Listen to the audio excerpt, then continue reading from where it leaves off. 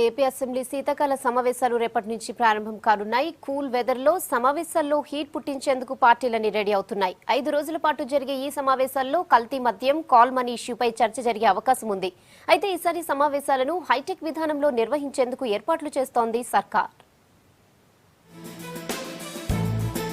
AP assembly శీతాకాల సమావేశాలు అప్పుడే వేడెక్కిస్తున్నాయి.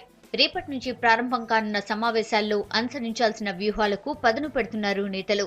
ప్రధానంగా బాక్సైట్ తవ్వకాలు, ఇసుక పాలసీ, లేటెస్ట్ ఇష్యూ కల్తీ మద్యం, కాల్ మనీ వ్యవహారాలు అసెంబ్లీలో రచ్చ చేసే అవకాశం ఉంది. ఇవే కాకుండా కరువు, వరదలు, ఇతర అంశాలపై కూడా చర్చించాలని అధికార పార్టీ భావిస్తోంది. మేము పారదర్శకంగా చేస్తున్నాం. వాళ్ళ మాది అవినీతి ప్రభుత్వం కాదు, మాది లా అండ్ ఆర్డర్ ప్రాపర్గా మెయింటైన్ చేస్తున్నాం. ఈ కాల్ మనీ, కాల్ గేల్ కానీ, బాక్సైట్ కానీ, ఇరిగేషన్ ప్రాజెక్ట్స్ కానీ, పెండింగ్ ప్రాజెక్ట్స్ కానీ, స్పెషల్ కేటగిరీ స్టేటస్ విషయంలో కానీ, మన రాజధాని నిర్మాణం అమరావతి మీద కానీ దేని మీద సరే చర్చించడానికి సంసిద్ధంగా ఉన్నాము. ఇక ప్రతిపక్ష పార్టీ కూడా అధికార పార్టీని ఇరుకున పెట్టేందుకు ప్లాన్ చేస్తోంది.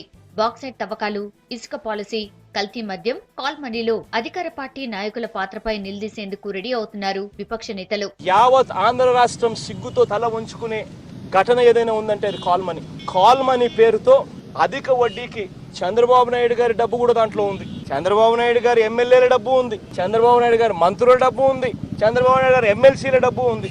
అధిక వడ్డీకి ఇవ్వమని చెప్పి ప్రోత్సహిస్తారు. ఆ అధిక వడ్డీ కట్టలేని పరిస్థితిలో ఉన్న మహిళలు కట్టలేకపోతే చివరికి వాళ్ళ మాన ప్రాణాలతో కూడా సిగ్గు లేకుండా ఆడుకున్నారు. అయితే ఈ సమావేశాల్లో చర్చించాల్సిన ఇష్యూస్ సెలక్షన్ కోసం సర్కార్ ఐవీఆర్ఎస్ సిస్టమ్ ను యూజ్ చేస్తోంది.